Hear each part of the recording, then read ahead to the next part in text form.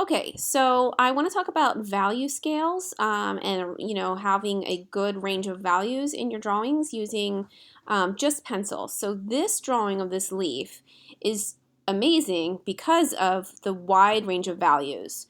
And I'm always talking about this is because this is what makes a plain, simple drawing done in pencil or just done in black and white.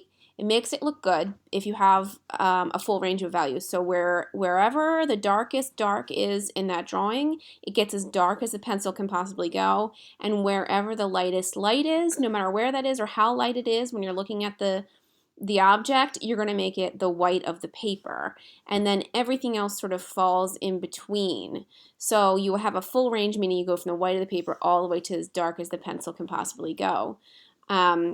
And this can happen, again, even if you're looking at this leaf and it doesn't look like this section is quite so dark, you push it as dark as it can go. So it's really kind of relative to whatever you're looking at. So you're almost sometimes going to exaggerate the range of values that you actually see to make it more dramatic. So identify wherever it's as dark as it can possibly be.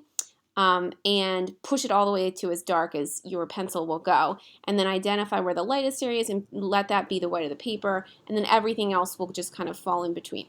So that leaf is a really lovely example of that, but having a good range of values in any drawing, I was just looking to see if there were any other examples, it's going to make your drawing better. So a traditional value scale looks like this. It could have a different number of boxes, but you normally will have the lightest light, and it goes all the way to the, as dark as the pencil will go. So I always like to fill it out like this.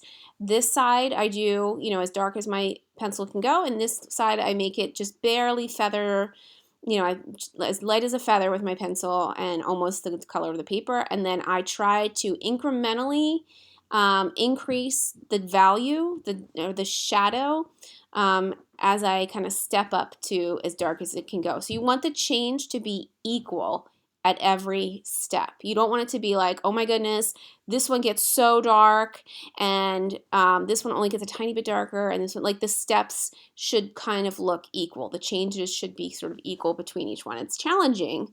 It's also challenging to make it so that we really don't see the strokes of your pencil. So sometimes in middle school especially, there's a tendency to want to blend with your finger, but I want to push you to not blend with your finger and just blend, control your pencil pressure.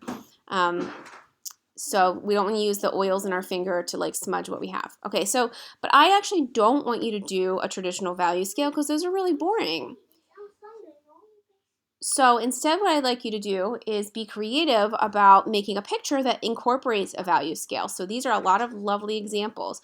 This person went really all out. You don't have to be that crazy because this is not a huge long-term project, but if you want to, it's a nice inspiration on how you could incorporate a value scale into your drawing.